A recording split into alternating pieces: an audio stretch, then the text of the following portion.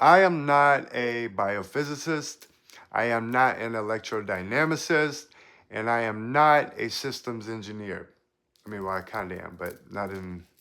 Anyway, I don't look at schematics and I don't measure ion gradients with instrumentation, and I have absolute zero interest in doing so. I'm Vora. I'm the outsider looking in, watching everyone else argue over the same shit, thinking that they found the Holy Grail. But the Grail is the whole cup, not an individual component of it.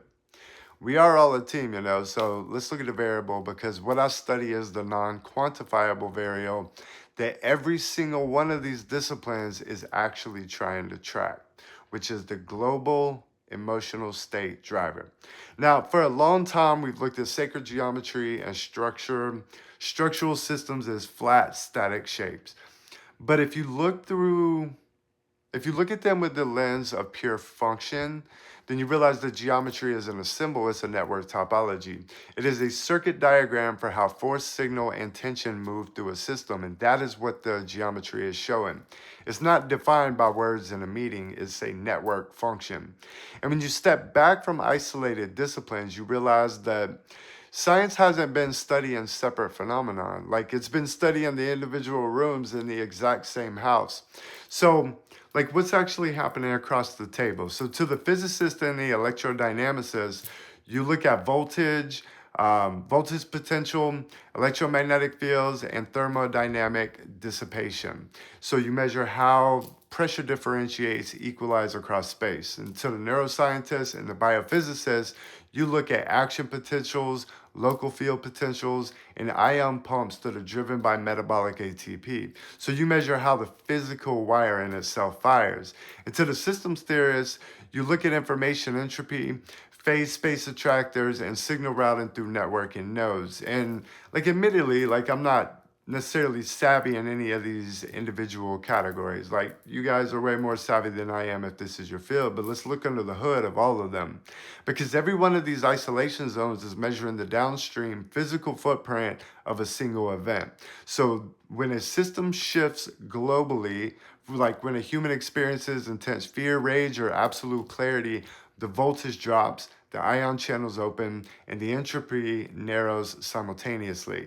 None of these is isolated mechanisms that cause the shift. They are the simultaneous physical translation of a global state change.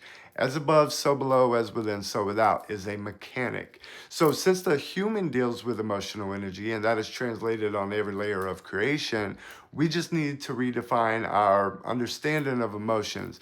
So in systems language, emotion is not drama or subjective feeling. It is emotion, energy, and motion. And it is the global state variable of the entire system. So when we move beyond the idea of emotions being some sort of less than supreme driver on every scale, then, well, they are. They are the supreme driver. Let's think about like a 13-point operational network. We have 12 peripheral sensory and execution channels governed by one central integration hub. No different than the 12 cranial nerves. Like, yeah, they are all interacting with reality, but who is the operator? Who is the one experiencing it? That's the 13. 12 digits on the clock, but it's the hands that actually tell you what any of it means. Simple logic, same concept for all those following along who isn't like down with the science on this. But science measures the wiring and the current and the heat across those 12 channels.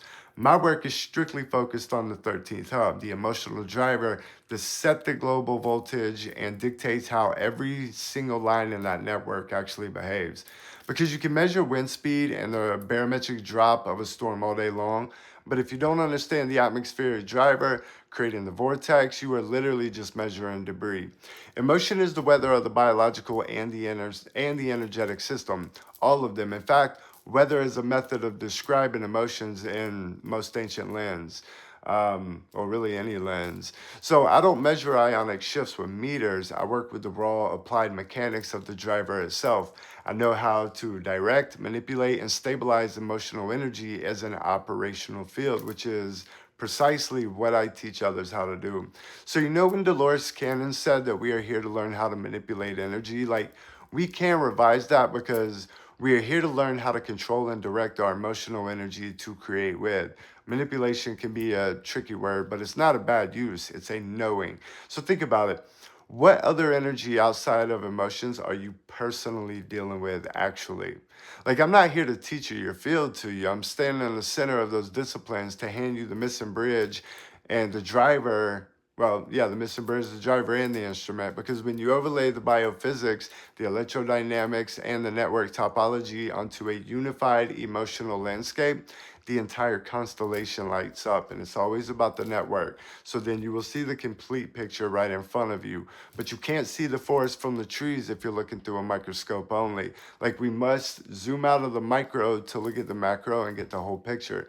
So my question to the room is simple.